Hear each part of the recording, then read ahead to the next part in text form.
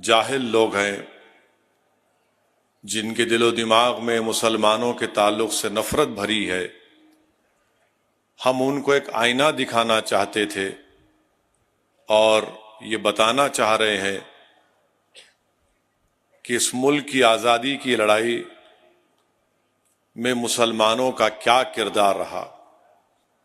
یقیناً 15 اگست 47 کو وطن عزیز کو آزادی ملی،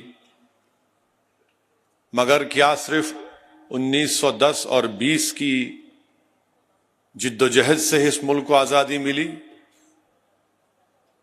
تو اس کے لیے تاریخ کو دیکھنا پڑے گا۔ ابھی آپ نے معزز علماء کرام کے بصیرت افروز خطابات کو سنا۔ 47 میں ملک آزاد ہوا تو سن 57 میں جنگ آزادی ہوئی۔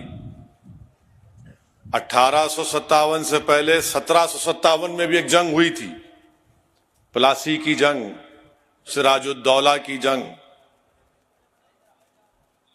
اس سے پہلے اس کے بعد 1764 میں جنگ بکسر ہوئی اور پھر 1774 میں روہیلا کی جنگ ہوئی۔ 1799 میں ٹیپو سلطان کی شہادت ہوئی۔ تو 1799، 1774، 1764، 1757، 1857، پھر 1947، کیونکہ جو قربانی ٹیپو سلطان نے دی اس سے لوگوں کو ایک حوصلہ ملا۔ روہیلا کی جنگ ہوئی، اس سے ایک حوصلہ ملا۔ پھر بکسر کی جنگ ہوئی، پھر پلاسی میں سراج الدولہ نے اپنی عظیم قربانی کو دی، پھر شہید احمد سعید بریلی کی قربانی، اس سے لوگوں کو حوصلہ ملا۔ تو 47 میں ہم کو آزادی ملی۔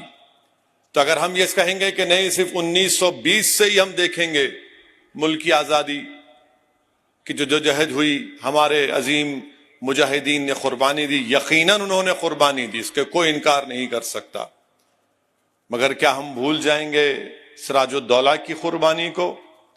کیا ہم بھول جائیں گے بکسر کی جنگ میں جو لوگ شہید ہوئے؟ کیا ہم بھول جائیں گے روہیلا کی جو جنگ ہوئی تھی؟ میرے عزیز دوستوں اور بزرگوں، اسی لیے ہم تمام کو یہ یاد رکھنا ضروری ہے۔ دوسری بات یہ ہے کہ ابھی ہم نے سنا کہ علامہ فضل خیر آبادی کی قربانی۔ حیدرآباد میں مکہ مسجد کے امام تھے مولوی علاء الدین رحمۃ اللہ علیہ۔ چیمہ خان کو اورنگ آباد سے پکڑ کر انگریزوں نے لایا تھا، کیونکہ چیمہ خان نے کہا کہ میں انگریزوں کا ساتھ نہیں دوں گا۔ اس کے خلاف مولوی علاء الدین رحمۃ اللہ علیہ مکہ مسجد میں جہاد کے اوپر خطبہ دیا، اور وہاں سے جلوس نکلا ترے باز خان کے ساتھ، جو موجودہ وومنس کالج ہے، ریزیڈنسی، انگریزوں کی ریزیڈنسی تھی، وہاں پر ایک بہترین احتجاج ہوا، گولیاں چلیں، مولوی اسماعیل رحمت اللہ علیہ زخمی ہوئے، گرفتار کر کے مولوی علاء الدین کو کالا پانی لے کر گئے۔ تو پہلا کالا پانی انڈمان میں جو شخص گیا وہ حیدرآبادی تھا۔ 30 سال مولوی علاء الدین رحمت اللہ علیہ کالا پانی کی سزا کاٹے، وہیں پر ان کا انتقال ہو گیا۔